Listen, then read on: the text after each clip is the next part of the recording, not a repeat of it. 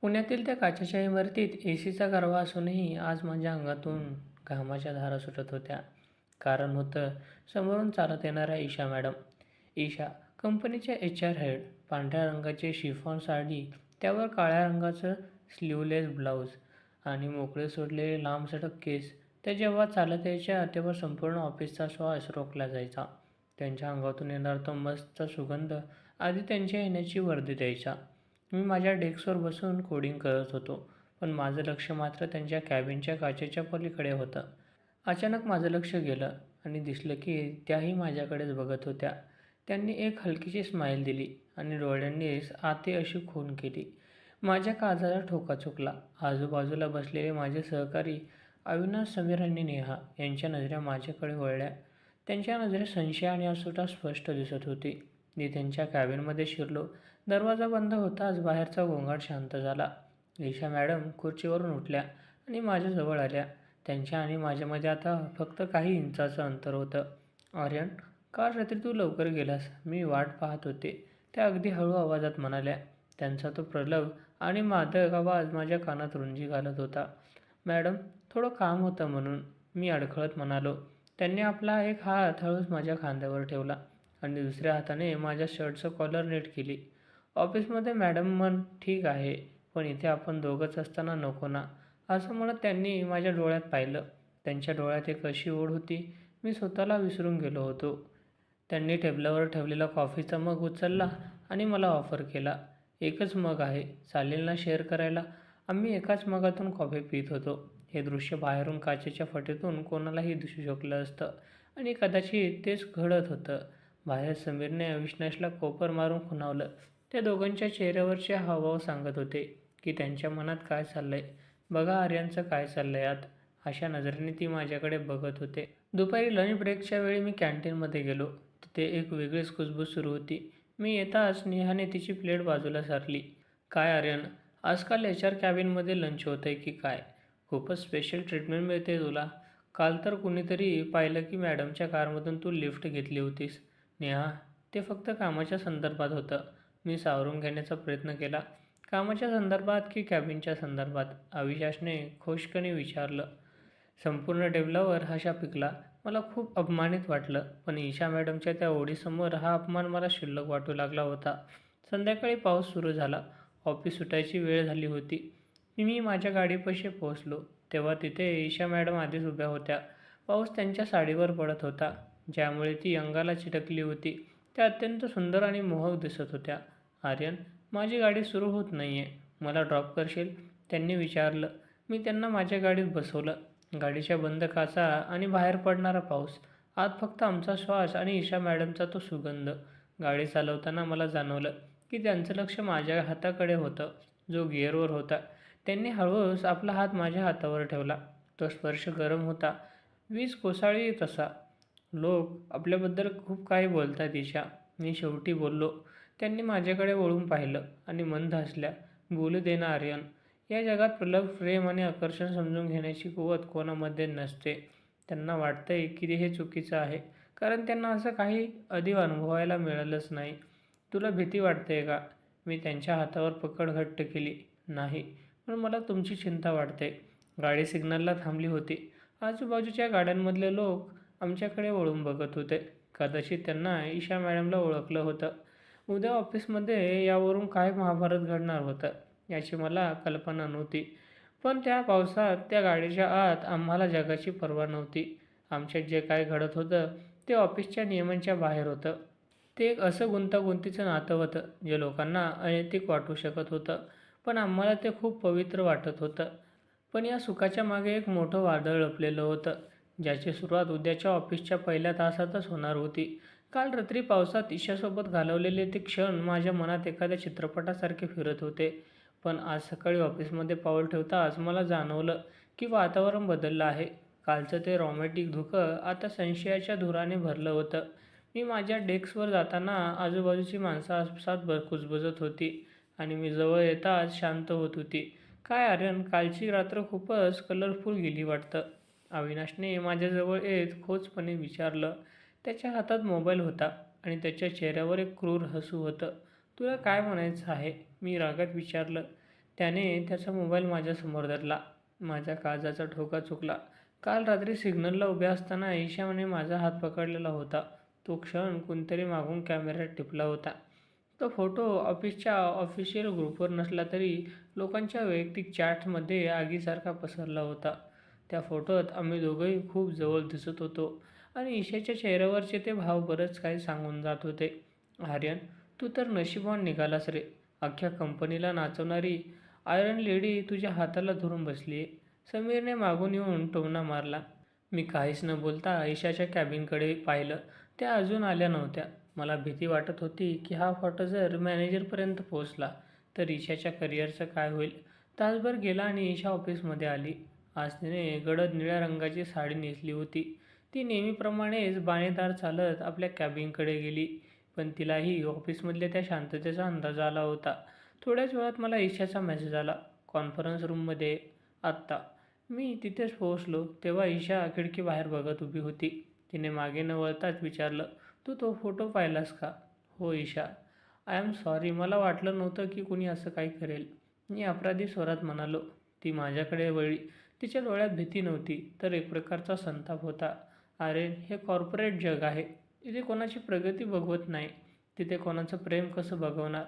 मॅनेजमेंटने मला मेल पाठवला आहे. प्रोफेशनल कंडक्टबद्दल चौकशी होणार आहे. ती माझ्याजवळ आली आणि तिने माझा हात हातात घेतला. लोक म्हणतायत की मी तुला फेवर्स देते कारण आपलं नातं आहे. पण त्यांना काय माहिती की तुझ्या कामामुळे मी तुझ्या प्रेमात पडले. तिने हळूच माझ्या कपाळावर हात ठेवला. त्या तणावाच्या वातावरणातही तिचा स्पर्श मला एक वेगळंच बळ देऊन गेला. पण आमचा हा एकांत जास्त वेळ टिकला नाही. दरवाजा अचानक उघडला आणि कंपनीचे CEO मिस्टर खन्ना आत आले. त्यांच्यासोबत 2 सिक्युरिटी गार्ड्स होते. ईशा, मला तुझ्याकडून हे अपेक्षित नव्हतं. कंपनीच्या पॉलिसीनुसार HR हेडने कर्मचाऱ्यांसोबत असं वागणं नियमांच्या विरुद्ध आहे. खन्ना कडक आवाजात म्हणाले. सर, हे माझं वैयक्तिक आयुष्य आहे. ईशाने ठामपणे उत्तर दिलं. वैयक्तिक आयुष्य ऑफिसच्या बाहेर असतं ईशा. जेव्हा ऑफिसच्या वेळात आणि ऑफिसच्या वावरात असे फोटो निघतात तेव्हा ती कंपनीची अब्रू असते. आर्यन, तू तुझ्या डेस्कवर जा. तुझी ही चौकशी होईल. खन्नांनी मला बजावलं. मी बाहेर आलो तेव्हा अख्खं ऑफिस माझ्याकडे बघून हसत होतं.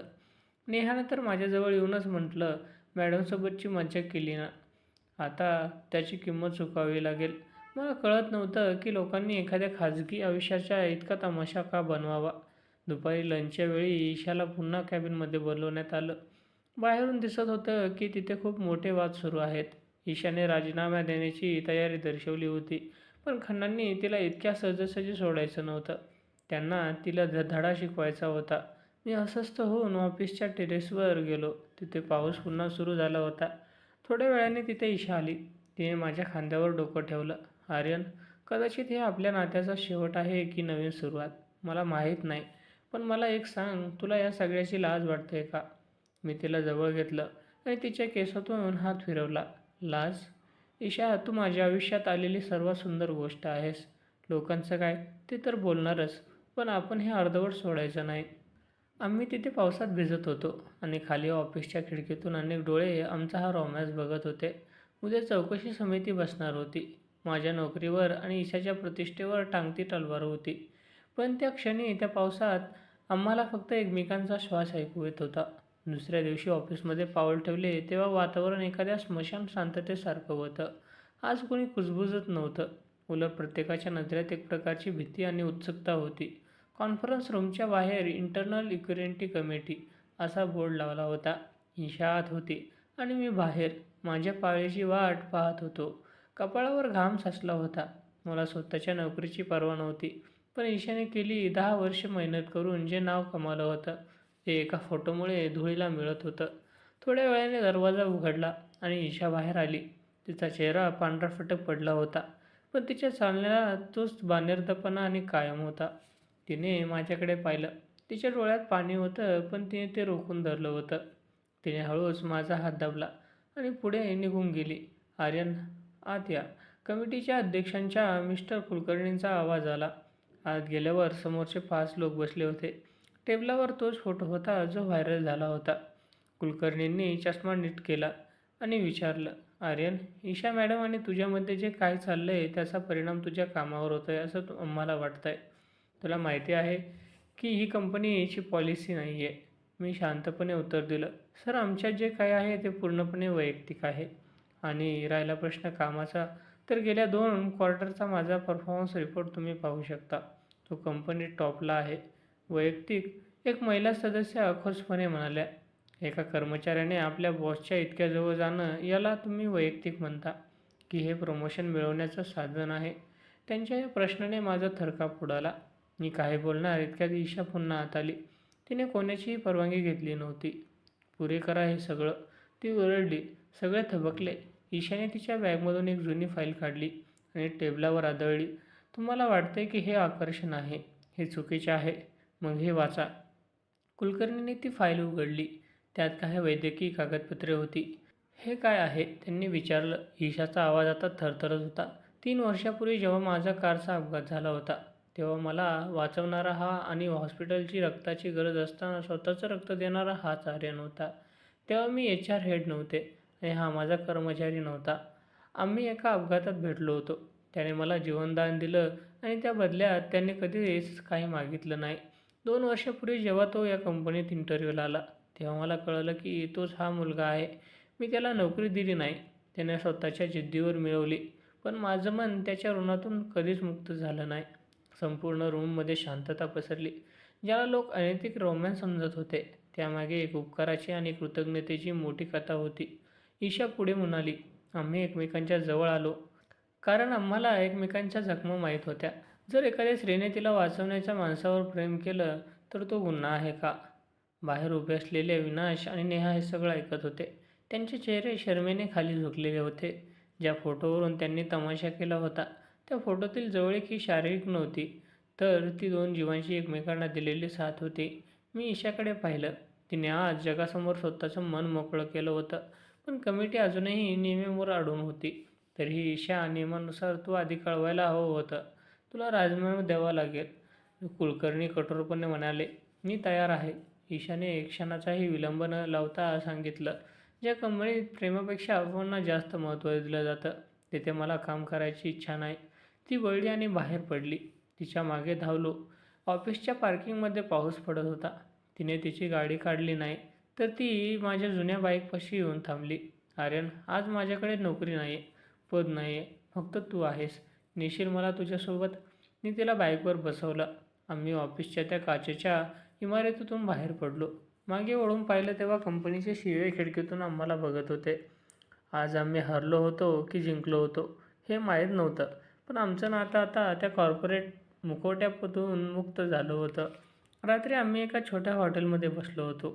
ईशाने माझा हात पकडला. आता पुढे काय आर्यन? मी हसलो आणि म्हणालो, आता खरी सुरुवात होईल ईशा. जिथे लोक बघणार नाहीत, फक्त आपण असू. पण कथेचा शेवट अजून बाकी होता. ईशाचा राजीनामा मंजूर झाला असला तरी कंपनीत एक मोठे बंड होणार होते. ज्या कर्मचाऱ्याने आर्याने ईशाची बाजू घेतली होती, त्यांनी काम बंद आंदोलन पुकारलं होतं. कथेचा शेवटचा भाग हा मोठ्या धक्क्याने आणि प्रेमाच्या विजयाने होणार होता. ईशाने राजीनामा देऊन 2 दिवस उलटले होते. ऑफिसमध्ये मी माझं काम करत होतो, पण माझं मन तिथे नव्हतं. संपूर्ण फ्लोअरवर एक विचित्र अस्वस्थता पसरली होती. ईशा मॅडम फक्त HR हेड नव्हत्या, तर त्या कर्मचाऱ्यांच्या पाठीशी खंबीरपणे उभा राहणारे एक आधारस्तंभ होत्या. त्यांच्या जाण्याने ऑफिसचा आत्माच हरवला होता.